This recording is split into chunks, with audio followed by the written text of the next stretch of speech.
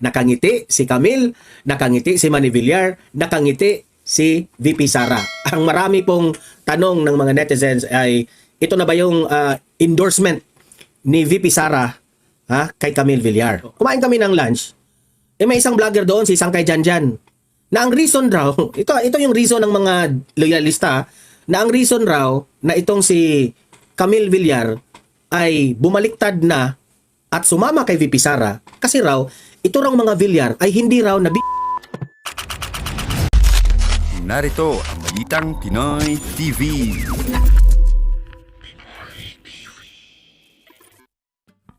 Okay, magandang araw po sa ating lahat at panibagong vlog, panibagong updates na naman ang gagawin natin. Sumabog kahapon ang trending na balita patungkol po dito sa endorsement ni VP Sara dito sa mga Villar.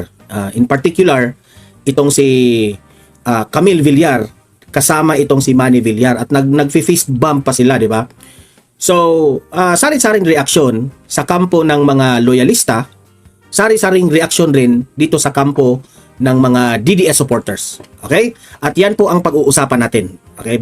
Dapat ba nating iboto si Villar? Balimbing raw itong si Villar? Yan, sasagutin natin yan mamaya dito sa ating vlog. Okay?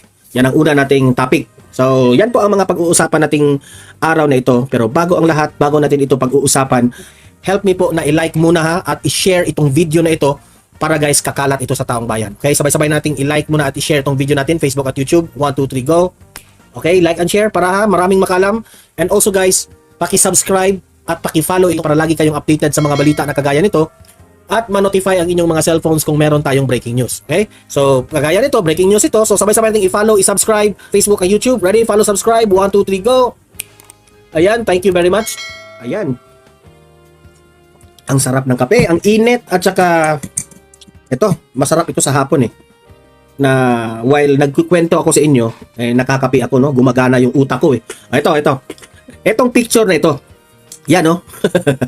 Nakangiti si Camille, nakangiti si Manny Villar, nakangiti si VP Sara. Ang marami pong tanong ng mga netizens ay, ito na ba yung endorsement ni VP Sara kay Camille Villar? Bago natin yan i-react ng gesture na yan, unahin muna nating alamin ano ba itong mga Villar na ito. Kasi kung matatandaan po natin, nung tumakbo po itong si Manny Villar bilang presidente, no? Natalo ito si Manny Villar Ang pinanghahawakan lang ni Villar at that time, nakalimutan ko yung sino yung kalaban ni Manny Villar at that time. Is that Ramos or Erap ba yun? I think Ramos or Pinoy. Hindi ko lang, nakalimutan ko talaga. I think si Pinoy, no? Pero, natalo si Villar, Manny Villar at that time because kilala lang siya, no? Sa kanyang pagiging mayaman dahil sa sipag at tiyaga. Matatandaan ko pa yung ano niya yung anong tawag doon? Campaign ads niya, sipag at tiyaga, sipag at talino, diyan tayo aasenso. Hindi ko yan makakalimutan College pa lang ako diyan. Yan ang isa sa mga bahagi ng aking talumpati noong ako ay meron kaming talumpati na activity sa Filipino namin sa Siliman, no? Siliman pa ako at that time. Bulak-bulak ko doon Siliman University.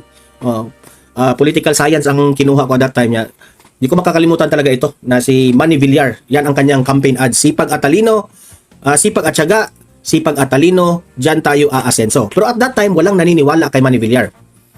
Okay? Kasi akala nila, mayaman ito, kurakot ito, kasi businessman di ba? Walang naniniwala. Ngayon lang natin naiintindihan na dahil sa sipag at tiyaga, sipag at talino, ang isang tao po ay aasenso talaga. And kung tingnan nyo sila ngayon, ang mga Villar, no? Kung tingnan nyo talaga sila, sobrang yaman sila. Sobrang nagresulta po ang kanilang pagsisipag. Okay? Resulta, bilyonaryo sila di ba? Ngayon, as I always said dito sa vlog ko sa Donmar TV, ay dapat nating iboto ang isang mga kandidato na meron silang exhibit sa kanilang sarili. Na bakit ba natin iboto si Pastor Apollo Kibuloy? Kasi kitang-kita naman natin yung KOJC. Ang ganda, di ba? Bakit natin iboto si VP Sara, si Tatay Digong? Kitang-kita naman natin yung Davao. Sobrang ang galing, sobrang linis. Pati nga si Sharon Cuneta, asawa ni Kiko Pangilinan, humahanga dito sa mga Duterte sa Davao. Oh. So dito pa lang, alam na natin na ang mga Villar, since from the start, Duterte yan. Sila. Okay? Nagtataka nga lang ako, bakit itong si Camille Villar, dito siya sa alyansa ng Bagoong Pilipinas sumali.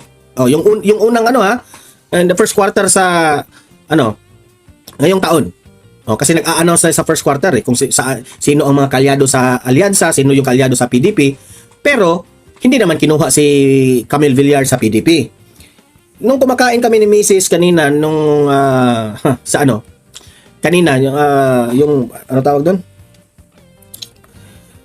Kumain kami sa ano yun?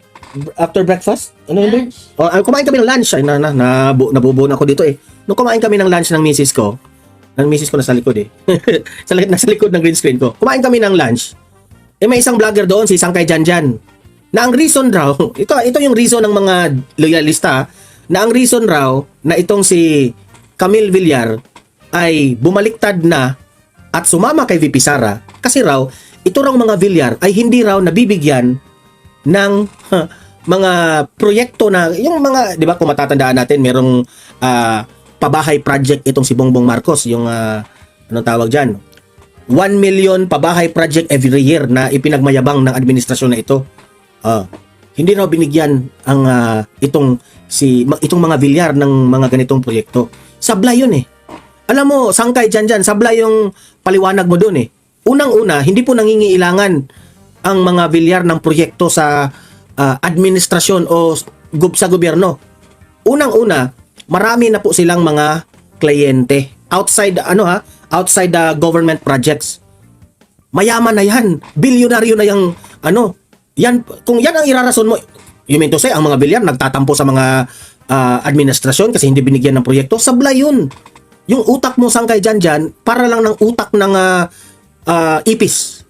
Kasi wala po sa logic yung sinasabi mo. Unang-una, hindi po kailangan ng Villar yan. Mayaman na sila. Kahit hindi pa nga sila tumakbo, kahit hindi pa nga sila tatakbo sa gobyerno, hindi na sila mauubusan ng pera. At yan pa ang ipagtampo nila kay BBM na hindi sila binigyan ng proyekto. Sablay ka dyan. Ganyan ka kabobo, sa totoo lang. Kaya dumami yung subscribers mo. Nagtataka yung asawa ko, babe, bakit ang laki ng subscriber nitong Sangkay dyan? Lumaki ang subscriber niya dahil dyan sa Talano Gold issue na yan na in-erase mo yung video. Wala naman akong galit sa iyo, Sangkay dyan. Nagsasabi lang ako ng totoo. Kung nasasaktan ka, walang personalan tayo, ha? Kano ka lang talaga. Nagagalit lang talaga kami dahil yung utak mo sobrang bobo. Okay? So, wag mong yan. Ipaliwanag ko sa iyo, Sangkay dyan, bakit itong si Camille ngayon, ay inendorso ni VP Sara. Unang-una, ang mga Villar po ay talagang Duterte na. Si Camille Villar, hindi siya bumoto. Hindi ito bumoto sa impeachment ni VP Sara dyan sa House of Representatives. Kung matatandaan natin, ang alyansa ng Bagoong Pilipinas, ang hindi bumoto dyan ay si Erwin Tulfo, si Bong Revilla, at si Camille. Yan ang sa pagkakaalam ko itong tatlo. Kasi yung iba dyan, hindi naman kasali sa House of Representatives, di ba? So, having said that, mag-i-expect talaga tayo na itong si Camille Villar may respeto po sa mga Duterte. Now, marami ang nagtatanong sa mga loyalista kung balimbing ba itong si Camille Villar. Unang-una, i-defend ko si Camille dyan. Hindi siya balimbing. Kasi kung balimbing siya, hindi, dapat, if you will try to analyze the series of events, hindi siya pumirma sa House of Representatives na ma-impeach si VP Sara. Okay? Tapos ngayon, still, ipinakita ni Camille na sumama pa rin siya kay VP Sara. So, saan yung balimbing doon? Wala kasing choice si Camille. Masasama talaga siya sa alyansa ng Bagoong Pilipinas. Kaso nung, dalawa ito, si Bong Revilla at itong si Camille, wala silang choice. Kasi noong 2022 campaign, uniteam itong mga tawong to Diba? Uniteam sila. Uniteam. Nung hindi pa nagsabunutan sina VP Sara at si Bongbong Marcos, merong tinatawag na uniteam. At itong mga Villar kasama ito sa uniteam. Pati yang si Bong Revilla. Now, Nung nangyari po ang away ni VP Sara, alam niyo no, ipapaliwanag ko na ito ng buo ha, para yung mga bobo dyan, at least malalaman nila. Itong si VP Sara at itong si Bongbong Marcos, ang away nila hanggang sa tambaluslos, yung sumisinghot, pulborone, ano ba yan, hanggang talagang yung nangyari sa DepEd, confidential funds, na si Bongbong Marcos, he never defended VP Sara. Yun ang unang ikinagalit ng mga TDS supporters. Wala kang ginawa, Bongbong Marcos, sa away ni Tambaluslos at ni VP Sara. Wala kang ginawa. Ang ginawa mo lang, ningiwi mo yung panga mo. So,